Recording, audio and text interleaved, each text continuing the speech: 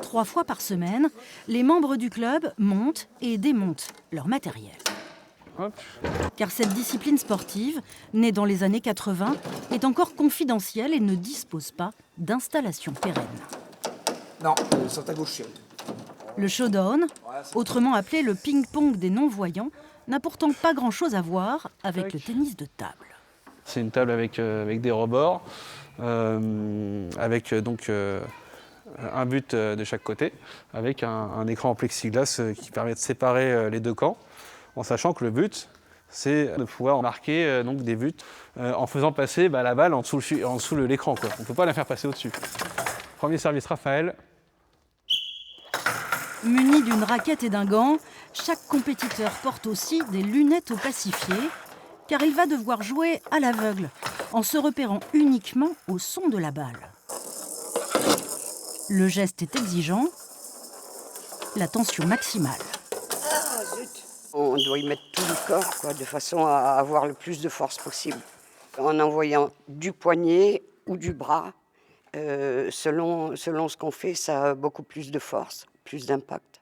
C'est hyper physique. Oui, ça, je peux vous dire que quand on fait des grands matchs, je peux vous dire qu'on ressort, on dégouline. Quand la balle longe le bord, elle fait un son différent en fait. Et la personne, le joueur, mon adversaire, peut envoyer la balle de manière à ce qu'elle fait un son faible, de manière à ce que je l'entende le moins possible en fait. C'est vraiment de la concentration.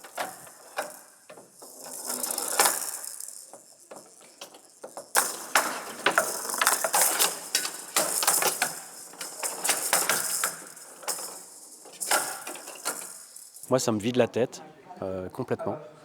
Je me mets dans une bulle en fait. Surtout quand il y a du silence complet comme ça autour, c'est génial. Je me mets dans ma bulle, et je me concentre un max sur la table et en fait, mentalement, je la visualise. Ce qui me permet d'anticiper au mieux possible où arrive la balle. Ça apporte maîtriser son stress, prendre de la confiance en soi. Il y a beaucoup d'atouts à côté qui peuvent nous apporter le showdown. Comme tout sport, évidemment. À Nantes, le club compte une vingtaine de joueurs réguliers, mais il ne demande qu'à grandir. Il y a des clubs qui se créent depuis un certain nombre d'années.